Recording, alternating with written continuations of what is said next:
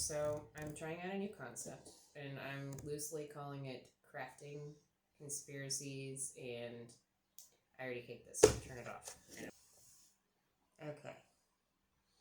So I'm trying out a new concept. I'm calling it crafting conspiracy and crazy. It leaves me room to talk about whatever I want, and it does get crazy. If you know me, then you know that already. It's going to be about animals. I wouldn't be bold enough to call it animal facts. It's more like animal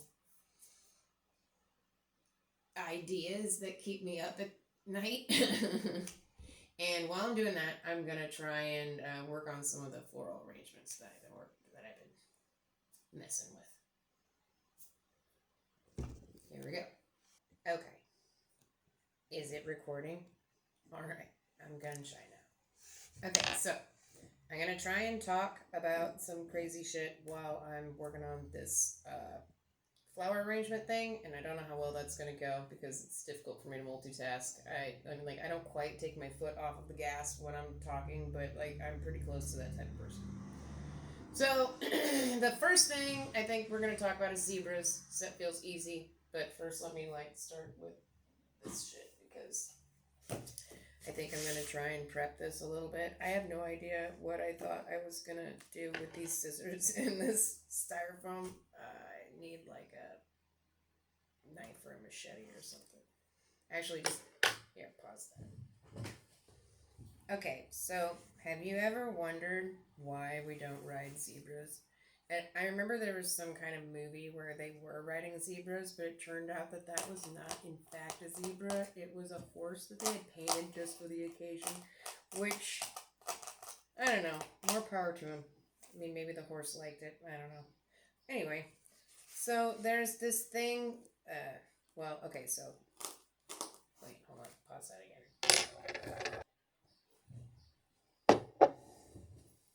Okay, try again. Alright, what was I talking about? Oh yeah, that's right. So there's these domesticated animal requirements that they go through before they'll decide that they're gonna domesticate something, right? So okay, so right now we have most.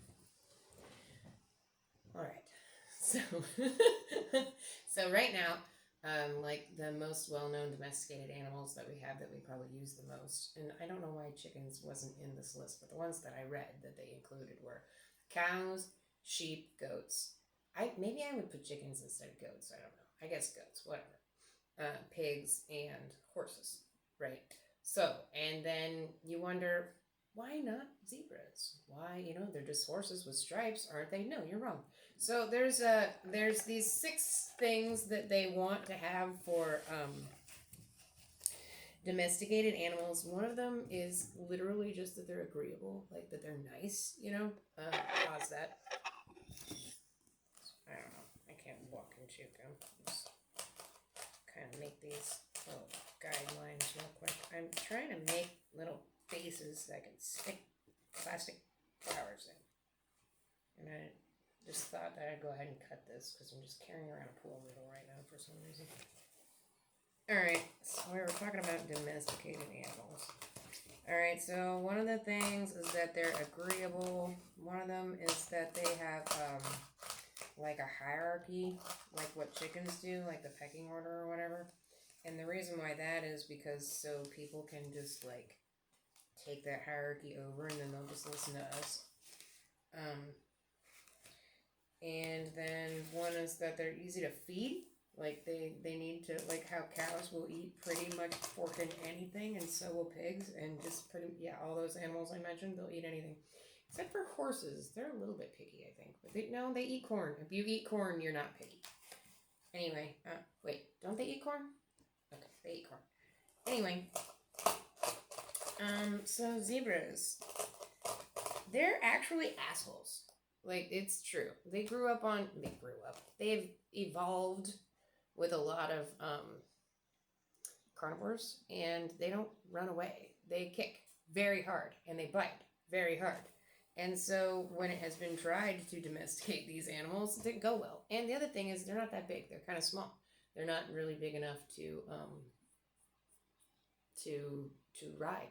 Now there's a few out there. Everybody owns one of some kind of animal. Look at Perry the platypus, right? But that doesn't make them domesticated. They've never been domesticated because they have to have so many for it to be domesticated. But I can't remember the other. I can't remember the other things. They didn't hit any of them. That you get what you get. Okay, turn that off for a second. So I had like a lot of animal things that I wanted to talk about, but I promptly forgot all of that. But so what I'm thinking is the next thing I'm gonna do is hippos, because it kind of segues from zebras because they both live in Africa. This is what I ended up with these styrofoam thingies. None of them are the same size. That's fine. So I am considering using coffee cups for the base on like some of the flower arrangements. I have a lot of different ideas that I'm doing. Anyway.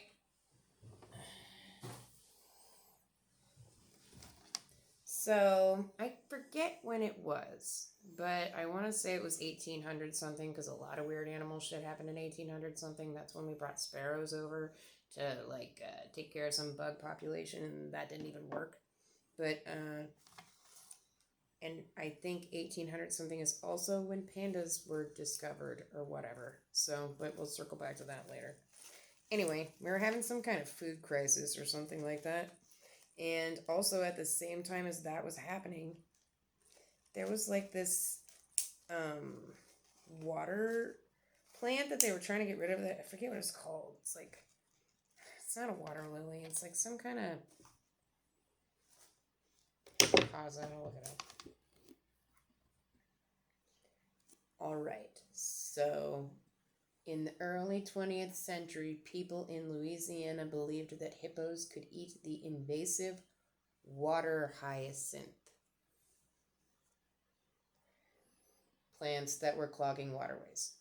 So I'm not going to look it up because that's not really what this is about. This is more just about me rambling while I fuck with flowers and stuff. But there was a couple of guys that were particularly interested in this idea. They wanted to bring hippos over from Africa, and they claimed to try the meat and that it was really good and all this stuff. Well, the meat industry had some beef with that. No, the cattle industry. The cattle industry had some beef with that. They didn't want to share their. Didn't want to share the stage with hippos, and plus, cause circling back to the animals are jerks thing. Hippos don't want to be farmed. They're actually quite aggressive, which is weird because they're like vegetarians. They kill more people than crocodiles. They're very territorial. Do you know they don't actually swim? They're just kind of like walking in the water, which is weird. Anyway, we didn't end up bringing hippos to the United States, which, I don't know. That's too bad. I like to taste a hippo. I kind of feel like that would taste good.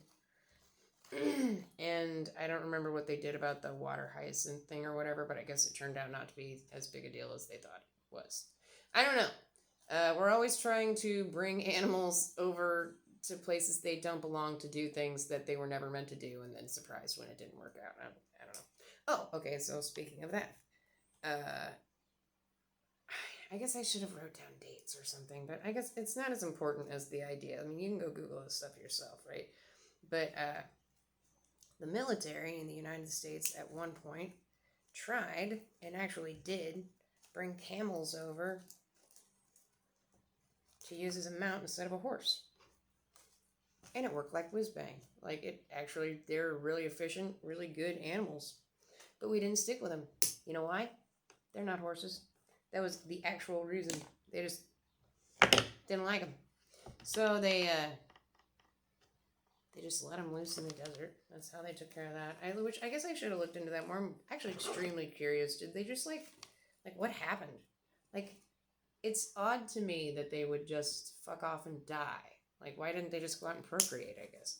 Oh, and there's another weird story having to do with camels in the United States. There's a thing called the Red Ghost, I think is what they called it, something like that.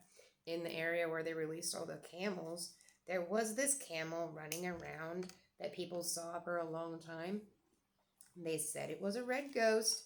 I'm sure it was a sight to behold, because what it actually was a camel with a dead guy attached to it. Now, I don't know how the guy got dead. Like, I don't think they tied a corpse to this camel. I'm thinking the guy died while attached to the camel. And I know they used to tie guys to horses and then hang them that way, you know? Maybe that's what happened here.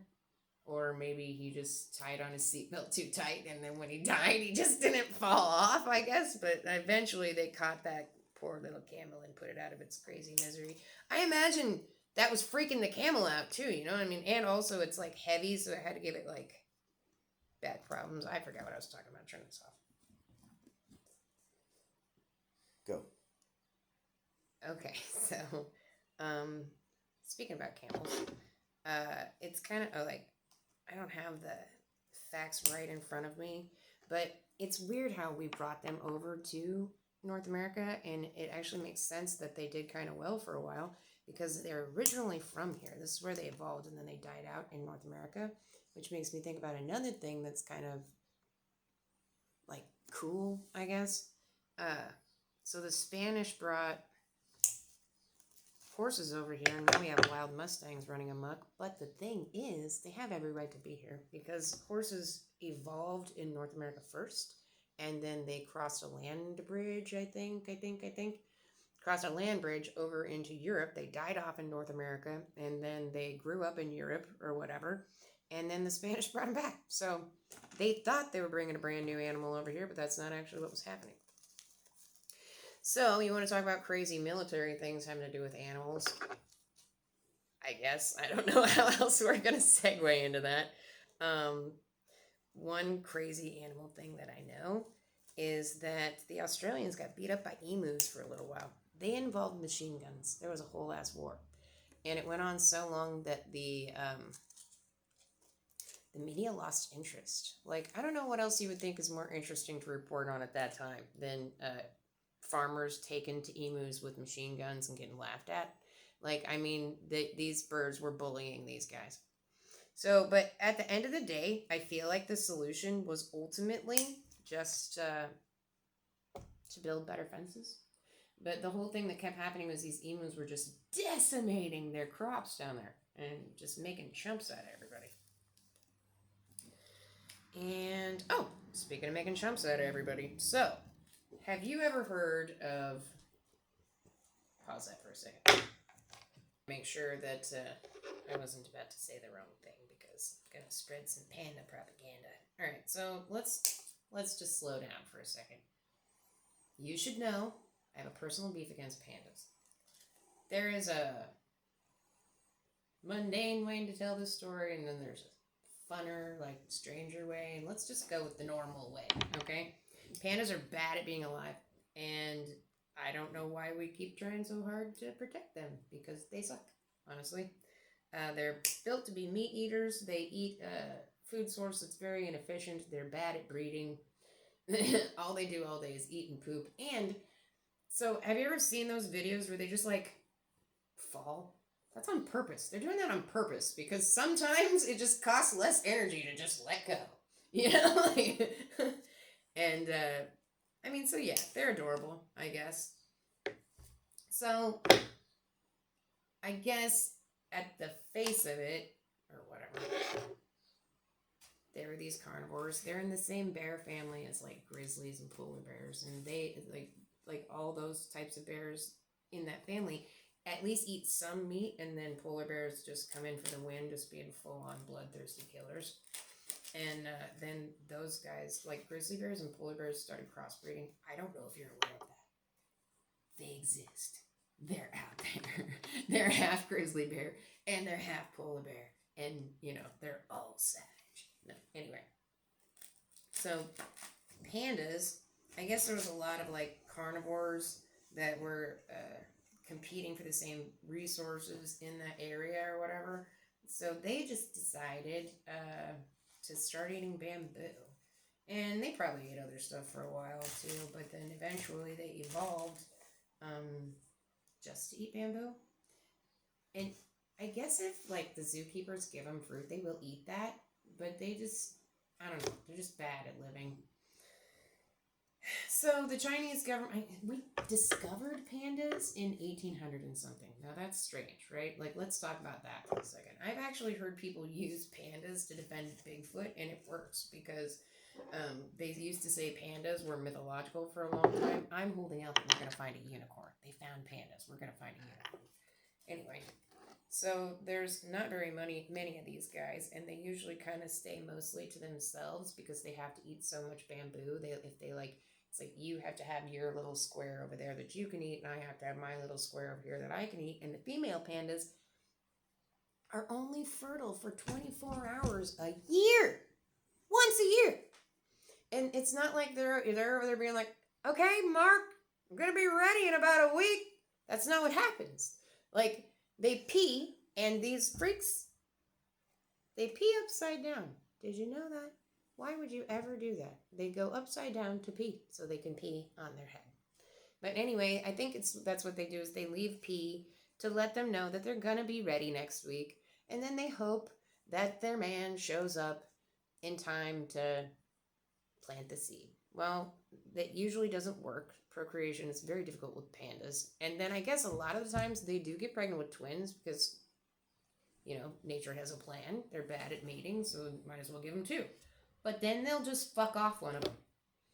They're like, well, I can really only expend enough energy to take care of one of you, so eeny, meeny, miny, mo. Pause. So anyway, when they got discovered or whatever, the Chinese government recognized an opportunity to exploit this animal. I mean, because think about it, right?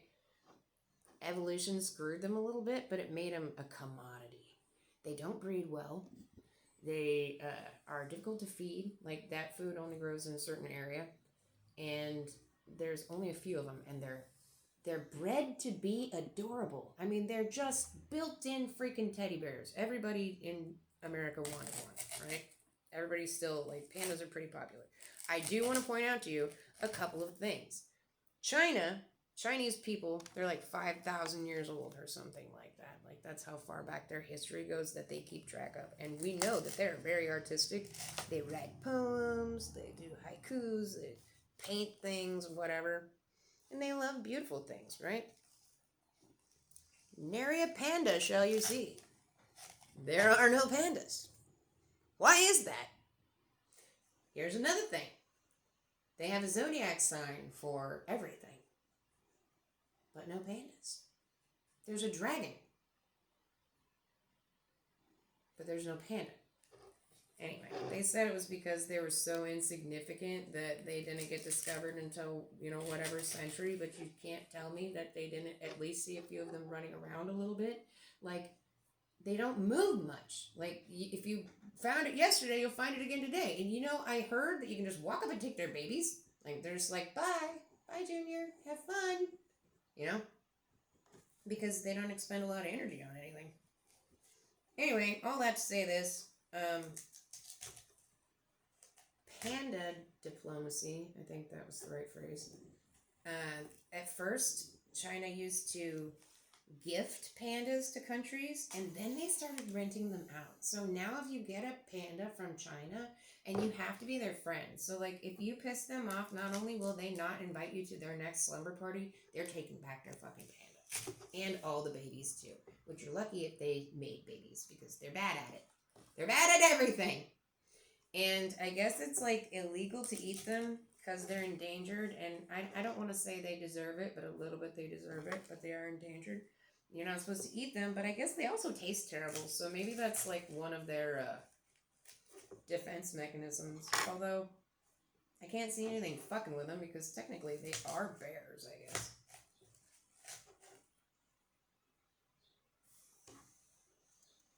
Anyway, there's some wilder ideas, like there somewhere, but I won't bore you with that today. Alright. I don't know what I did here, but I did something. That's it.